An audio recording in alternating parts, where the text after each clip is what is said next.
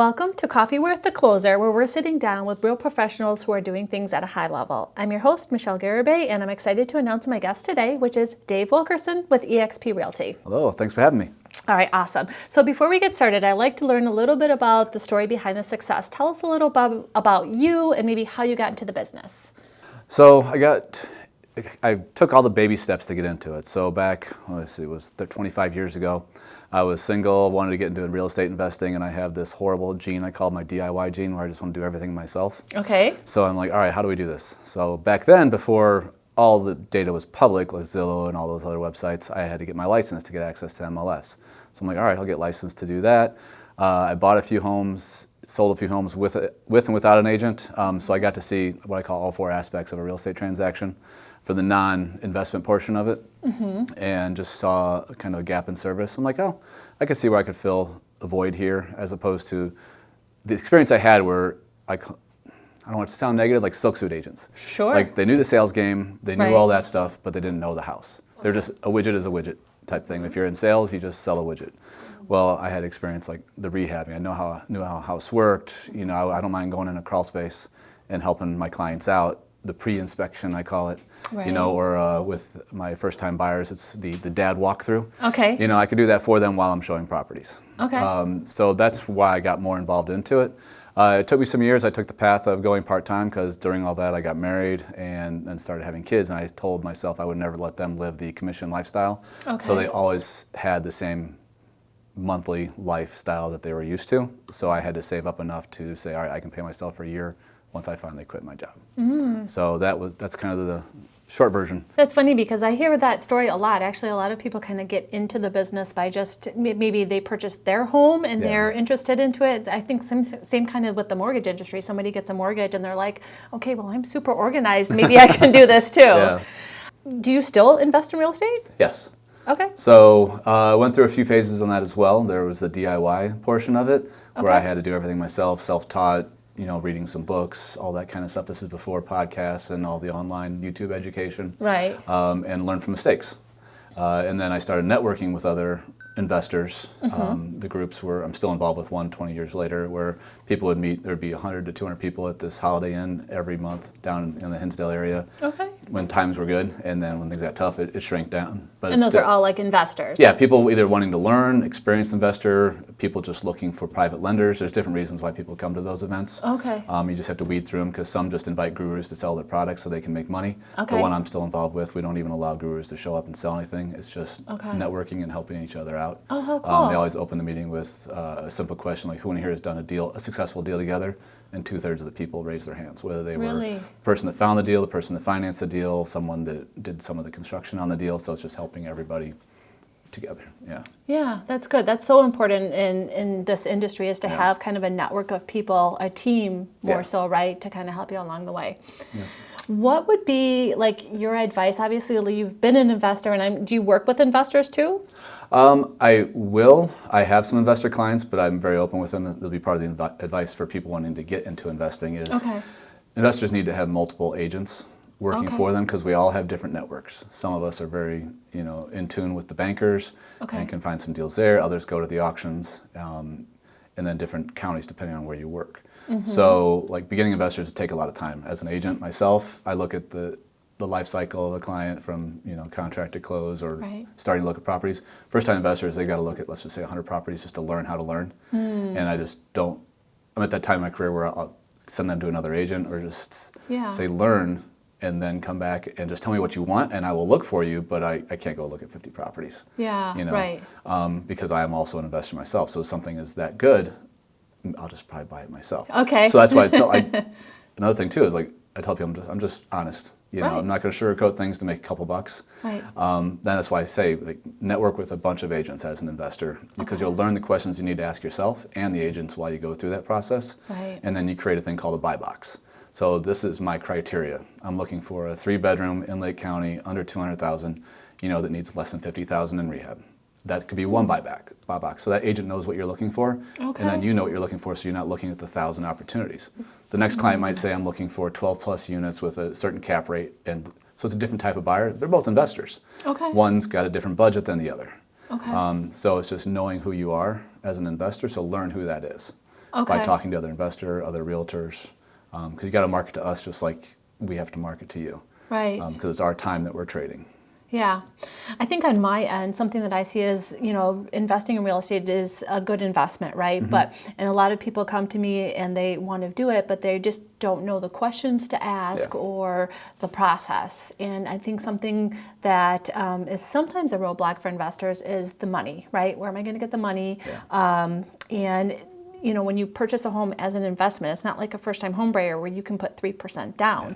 You have to have at least, your 20% down, or depending on the program that you use, you do have to have some type of, personal investment in there. Any roadblocks or things that you see when somebody's trying to be an investor for the first time? I'd say don't get caught up in the TV show mentality. Okay. HGTV makes everything look awesome. Yeah. They don't realize that after the show's over, they rip out the landscaping, they rip out this, and they're not paying for everything that they're saying they're paying for. Okay. And because I've had friends and clients say, oh, I want to do these flips, I want to be in this price point. And I'd be like, why? Oh, because it's beautiful. Basically, it's like where they live and where they want to recreate where they live. Okay. Or the next step up to impress their friends. Okay. I said, that's great, but what's the turnover rate in that market? Oh, you want to go to Wilmette? Okay, you're playing with the big boys. Do you have that kind of cash flow? Do you even know what those people are looking for if you don't work in that environment or live, if those aren't your peers? Right. As opposed to going to communities where there's a lot of turnover or there's a lot of demand. So there's a large majority of the population looking for that 2 or 3 bedroom under a certain price point, and that price point's different in every community, every school district. That's your target market because there's more buyers available. Okay. So like I had an investor that came from the North Shore up to my community, just Northern Lake County, and I said, all right, this is what you need to do. This is the most you need to spend on a kitchen. This is what you need to do. And it was her first time. And she brought in the imported kitchen cabinets, all this high-end stuff. I said, you blew your whole budget on the kitchen. And then she got mad at me for not making money on the deal. I said, you can't force a community that maxes out at $400,000 to support a $600,000 house. Because as nice as the house is, if it doesn't kind of fit the area, then you still have like appraisal issues. Because in the event, investing is investing. So you're in it for the money. You're not in to impress anyone. You're there to increase your bank account. It sounds cold, but that's what it is. That's what your job is. That is all it is. Because if you don't make money on the first one, second one, or third one, you're not going to continue. And with flipping, it's a job. I mean, you're always looking for the next deal, which is another reason I learned that doing that on your own is hard. Because while you're rehabbing a property, if you do run the rehab or do the work yourself, you're not out there looking for the next property. So it slows your growth. Other than like kind of being an investor yourself, as a real estate agent, do you work with buyers, sellers? Yeah, I work with both. Okay. So in general, my average is 60-40, so 60% sellers, 40% buyers. Okay. Since I am 90% referral, I don't have total control over that. Okay. And I don't seek it out in one direction or the other. It's just kind of the way it's worked out. Is there any type of niche that you work with? Like, you mentioned you don't always work with investors, but do you like work with first-time home buyers or anything like that, or what? Yeah, so I get a lot of the Navy transfers. They come because of the Okay. base is close by. Okay. So they're getting transferred in maybe their second or third 3-year stint. And it's kind of an ongoing joke. I just got back from the family reunion, and the family came from Florida, Colorado, and Nevada, so they all have different real estate experiences. Okay. As far as they know what taxes are. So I get these guys and women that come up from Florida, and they're like, oh, my budget's $600,000. And I was like, okay, that's great. You're coming from Florida, so your budget's $300,000. Oh, okay. And they're like, why? I said, because your property taxes are half your payment, and they're not used to that. So like $1 million house in Denver, the property taxes might be $5,000 versus here they're $30,000 type thing. So it's just having those conversations, and because I have a small history in financial advising, so I help people go through a budget and think, I don't have my licenses anymore, so I always tell people like, this is not professional advice. Right. But I'm like, look at all the numbers. Don't just look at what you can get approved for, look at what your monthly burn rate's going to be. And I think you and I talked about this, is especially people going from renting to buying, is practice buying. So if your rent is X, let's just say it's $1,500 a month, if you can get that anymore, and you're going to buy a house, you're like, oh yeah, I got approved because it says I can afford $2,500 a month. I'm like, okay, for the next 6 months while we're shopping, set aside that extra $1,000 that you're going to have comfortably according to all the numbers on paper, and see if that's real life. Set it aside. If you have to touch it, was it an emergency, or should it just come out of a slush fund, or was it you just not being disciplined to pay that mortgage? Because you're the mortgager until that you actually buy a house. Right. And then as we go through the process, I'm like, all right, how's that coming along? Are you still saving money? Are you putting this $1,000 aside, still able to have your lifestyle where you're going out to eat, you're planning vacations, doing whatever else you want to do. And if they say yes, then I feel comfortable moving forward. And if they say every month I burn through it, I'm like, lower your price point, lower your expectations. It's not a bad thing. Everybody's at a different stage in life. But that's just how I am. Yeah. I got to sleep at night. Right, right. I mean, that's really great advice because you're right. I've told people to do that too. Like, let's say, whatever their budget is, $1,500, $2,000, whatever, practice making that payment. And then if you can kind of save that, especially if you're a first-time home buyer, now you got your down payment, right? Yeah. So now you got that little emergency fund by doing that. I know I got off on a little tangent there. So first-time home buyers I work with. And then people going through like major life changes I enjoy because I've seen all the situations, and it's usually not as bad as you see it yourself. Because when you're in that dark tunnel, that's all you see. Yeah. Like when the short sale era, was happening, I was sitting at tables and people were crying. So getting them through that, saying your life's not over. Right. Like this is the light at the end of the tunnel. It's going to take 3 to 5 years, or if you go this route, possibly 10 years. Yeah. And giving them some hope on how it comes out. And then you get people that are going through divorces. Right. Some of those are bad, some of those are good, so you don't know what you're getting into. But I like those because I'm good at being the middleman, the mediator, so to speak, because I don't get emotionally involved, but I can understand what both of them are feeling and how to help them come together for the end result that they should both want. Yeah, I agree. I work with a lot of clients that are going through a divorce, and I think some of the stress comes from the unknown. So sometimes just having that strong communication and just saying, okay, this is what is your options. These are your next steps. Yeah. That takes a lot of the stress out of the situation. Yeah, I kind of joke, and sometimes I'm a little too abrupt with people. I'm like, I've read the last chapter of your book, or the story you're going through. But I still have to get you through the next 10 chapters before we get to that last chapter. But just know the book ends just fine. Yes, everything will be okay. But I still need to process each step. I can't jump to that end. Yeah. But I'm like, I've seen it. It's okay. Yeah. So you mentioned most of your business comes by referral, right? How does that happen? You've been in the business a while, so obviously you have repeat clients. But I'm curious as to maybe what kinds of things do you do to generate that repeat business?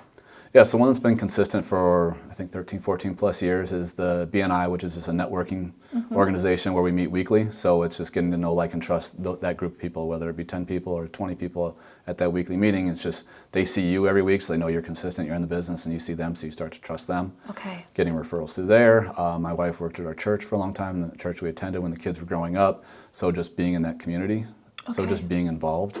I also run a Jeep club with some other people, so just people that you have things in common with, you'll eventually do business with.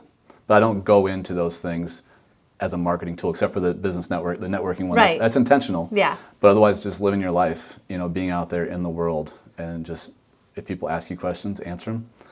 But I don't go to church to try to market for business. I don't have this Jeep club to try to get business out of it. I mean, that some advice that was given to me early in my career is kind of somehow you have to let everyone know what you do, and that's not always comfortable, right? Yeah. So are there how do you, you're in the Jeep club or you have people at church, how do you kind of let them know what you do without being salesy?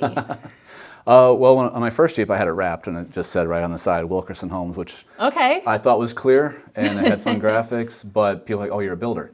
I'm like, no.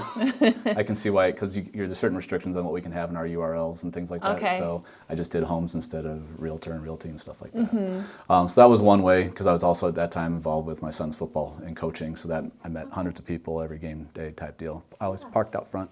Everybody had to walk by me. Sponsoring events, you do that as well. Yeah. Just getting involved that way, and just listening.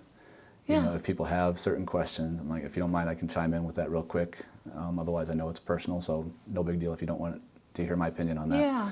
I don't do, as far as like different styles of realtors, I don't think there's a good or bad in what I'm about to say, but there's agents that are all about branding themselves, branding their team, and getting as big as possible. Okay. And that's their thing. That's not my thing. Yeah. I'm 100% in charge from beginning to end with every transaction. I had an administrative assistant for a while, but I found myself just doing it anyway, just because I wanted it to be done and off my head. I wanted that checkbox in my head. Yeah. Like I said, I was gone for last week, and I still worked, and I still had a great family life. Yeah. One of the reasons I stayed in this business was that freedom of time. Right. Not to get too far into the detail of my wife's medical history, but it required me to be almost a stay-at-home dad at times. So I'm going to the school, reading to the kids when they're younger. I'm doing this, I'm taking the appointments, and it's not affecting my life because I didn't set my life up to need a ton of revenue to make up for overhead. Yeah. So I've always tried to run a streamlined life. So in order to do that with a commission business, how do you balance it? If we're getting into the financial world, I tell my kids, I'm like, every dollar's a little soldier. Where are you sending them? You know, type thing. And I've paid myself a monthly stipend ever since I've been in the business. Okay. So my business pays me the same amount every month, no matter what. If I have a great month or if I have a 0 month, I still make that amount of money because it comes out of the business. And I've been fortunate enough to be able to keep that fund in the business, enough operating capital that it can still fund me in my life. And I don't increase my cost of living.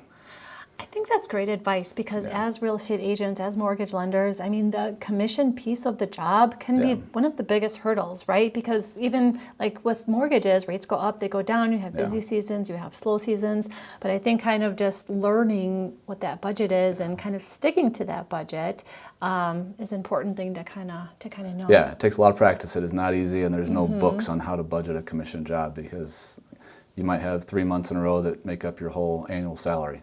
Right. And what do you do with that? You don't adjust your lifestyle. It's like pro athletes. Right. They get that big check, and they don't realize it's got to last them 60 years. Yeah. They might have a 3-year career.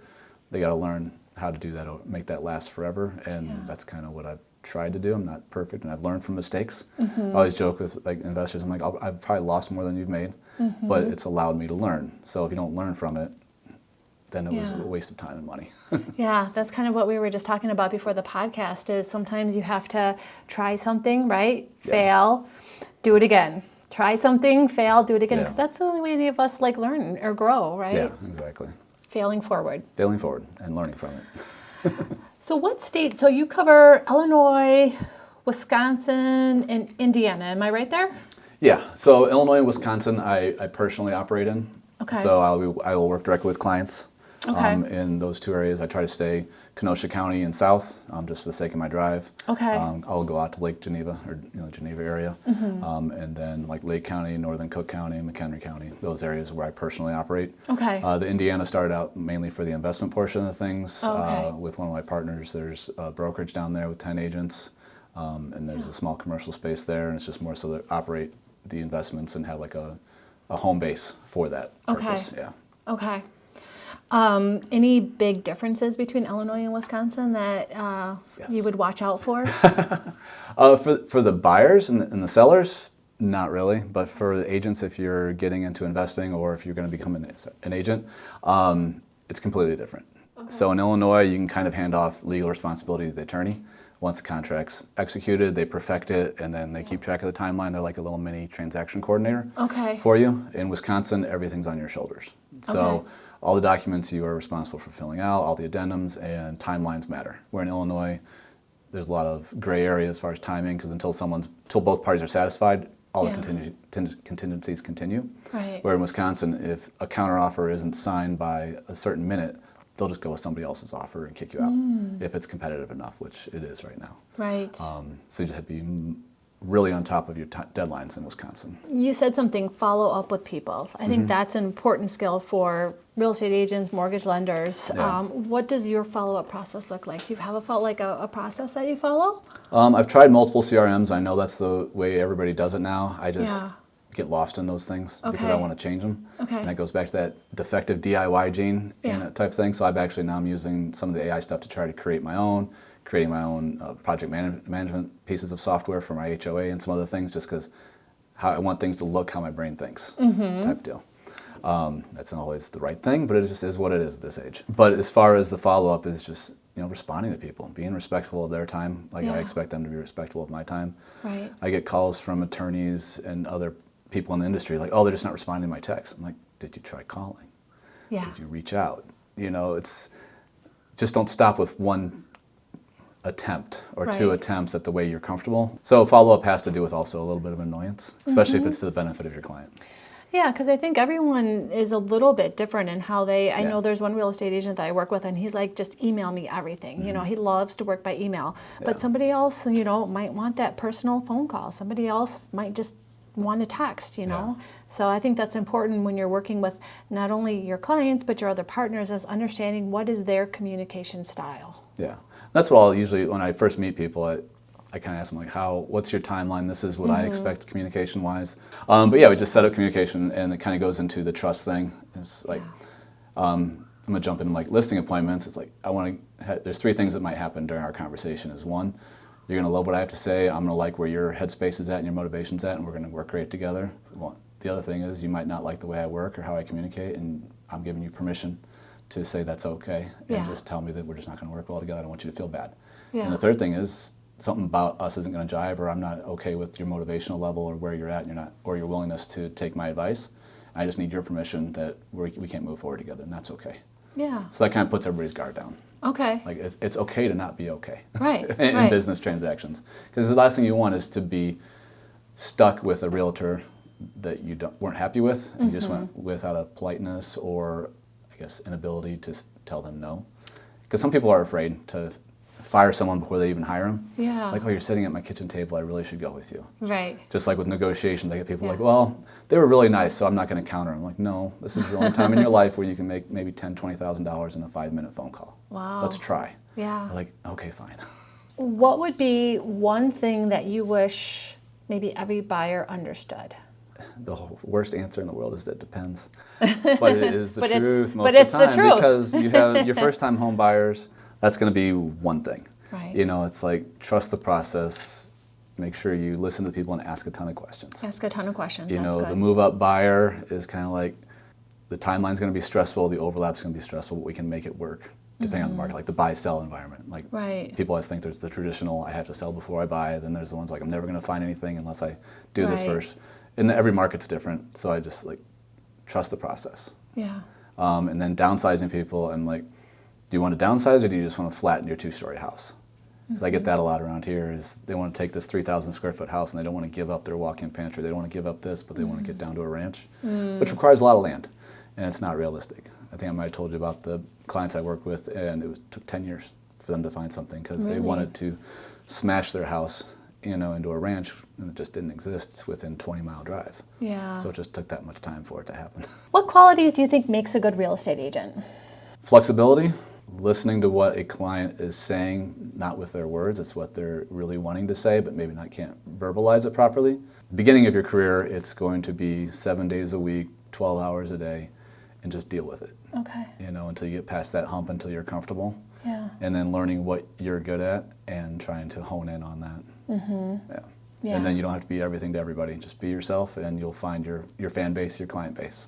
You know what? Yeah. That is a great piece of advice, because I think authenticity is something that not everybody realizes how important it is. Yeah. Like, we can kind of get on here and pretend to be something you're not, but eventually people are going to figure it out. Yeah, and the more experience you have in life, the more work that becomes. Yeah. So it's just like, just be who you are. Yeah. It's fine. Yeah. You know, there's people that are like, oh, you're not professional because you do this. You're too comfortable with that. And there's other agents that wearing their hat backwards and they're fully tatted up. Who cares? There's people that want to buy homes that want that look, and because they feel like that's their person showing them the way. Right. You know, then there's the very stuffy corporate person which will appeal to your type A corporate people. Yeah. Just be the person for your people. Right. Whatever that is. Yeah, just be yourself. Yeah. So you mentioned, I did want to touch on one other thing. You mentioned BNI, and you've been in it for, you said 13, 14 years? Yeah. What kind of lessons have you learned from BNI? Follow up, for one. Like, if someone does give you a referral and you don't think it might be that cherry picking of it, like, awesome deal, still follow up with them and respect the person that gave you the referral. Okay. And communicate with that potential client and help them even if you can't make money. You know, I've gotten referrals that it was not even close to what I do, but I knew enough to point them in the right direction to somebody else. Okay. And then also, if we get into books, like there's 100-1 book, there's 0 book. I don't know if you've ever seen that. Be 100% responsible for everything. What is it called? It's 101. So 100/0. I keep saying 1, but so it's 100-0. Okay. And it's just saying, just be 100% accountable for everything. That way, you're not worried about waiting for something. It had a lot to do with personal relationships. Okay. You know, like in marriage, everybody's like, oh, 50-50. Right. Well, I thought she was going to do that. Or I thought he was going to do that. Well, did you follow up and make sure? Was that clearly communicated? Okay. 100% your responsibility. Same with clients, same with referrals. So if I give someone a referral, it's my job to follow up to make sure they were followed up with.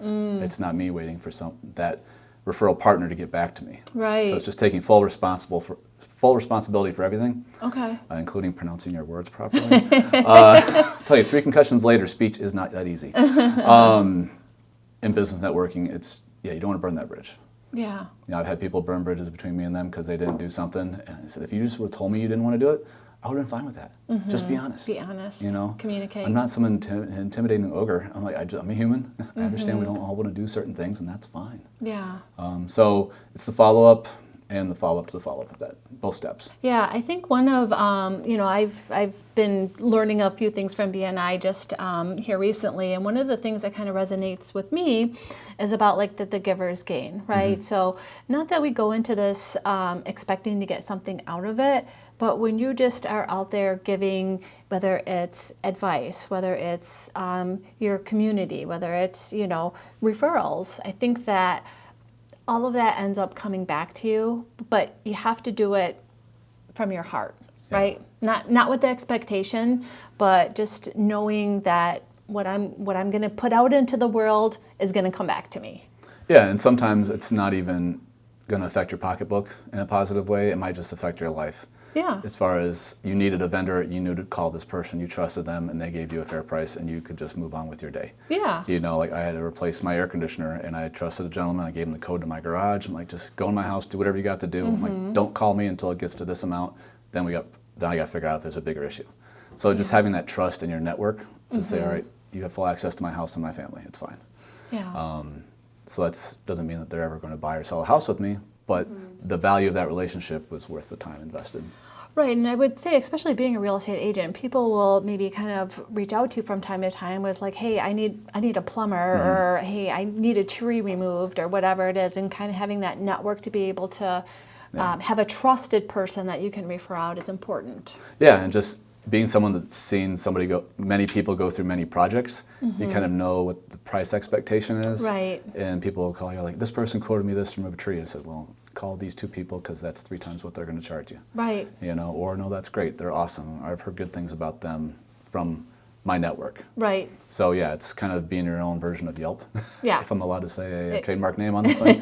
But people do. They want to know your real life local opinion on certain providers. Right, yeah.